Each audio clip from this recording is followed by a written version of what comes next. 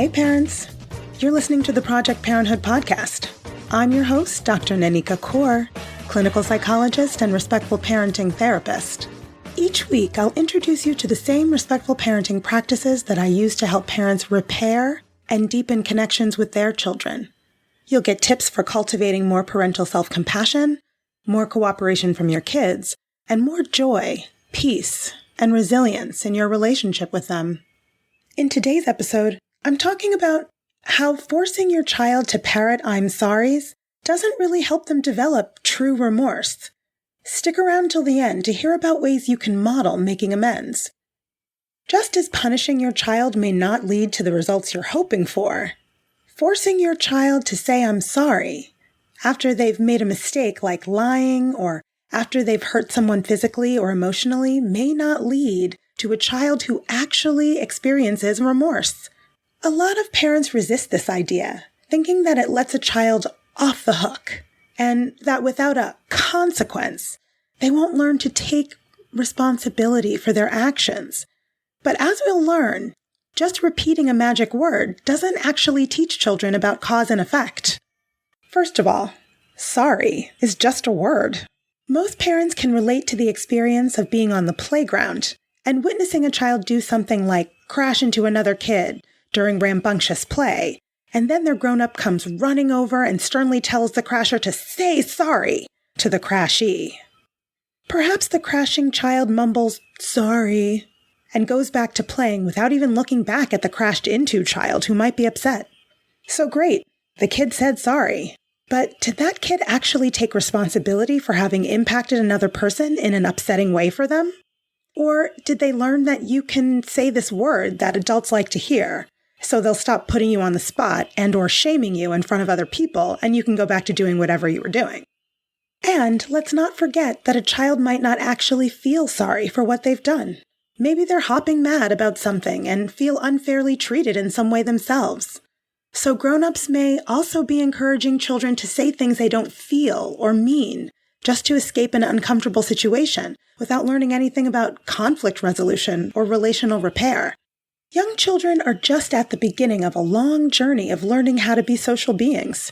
They need scaffolding to navigate more complex social dilemmas. What your child needs to know is why it's important to apologize, which is to make amends and help the other person feel better after you've purposefully or inadvertently affected them in a negative way. Making efforts to right a wrong or reconnect after a disconnect is what your child needs help learning to do. Simply parroting a word on demand does none of that. So instead, help your young child make amends. If you're interested in helping your child develop empathy and consider the feelings of others in the future, give them an opportunity to do better in the present moment by helping them make amends. First, draw attention to the impact of your child's unfortunate behavior on another person, and then invite them to help the person feel better. That could sound like, "Your cousin got scared and upset when he was pushed. I wonder what we can do to help him feel better. Do you want to show him how to use your toy, or would you rather draw him a funny picture?" Or even strongly state your feelings about what you see happening by saying something like, "Hey, I don't like seeing people get pushed, even if you are angry at someone. Look, Sam is crying. How can we help them feel better? Maybe they'd like a hug? Or do you want to find them a stuffy?" Let's say you happen upon your child drawing on the wall. It's possible to let them know your strong feelings about that without shaming or insulting them, and also offer a way for them to make it right. "Oh my goodness, I am really upset to see drawing on the walls. This needs to be cleaned off. Do you want to spray the cleaner or do the wiping?"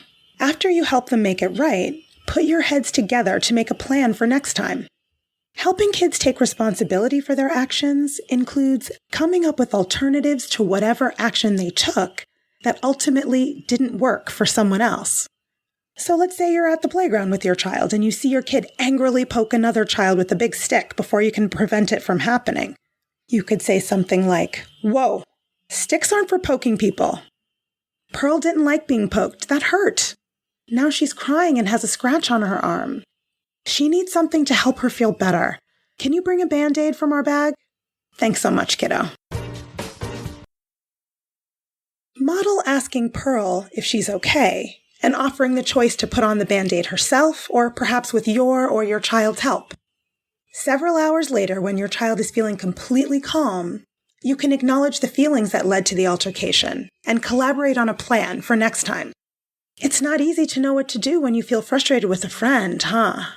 What can a kid do when their playmates aren't playing by the rules of the game? And then brainstorm some ideas together.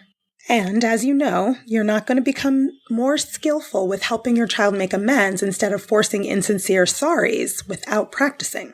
Practice makes progress. This week, instead of making your child say sorry, model taking responsibility by apologizing for your own mistakes. Consciously and unconsciously, purposefully and unintentionally, you'll do and say things that impact your child negatively. When you notice you've done something that's hurt your child or caused a disconnection between you, have the courage to apologize to them. Show your child that there's a way back into your good graces, and that there's a way to set things right when relational disconnects occur. Don't sweep it under the rug when you've done something that's created an upsetting experience for your child, leaving them to deal with those feelings on their own.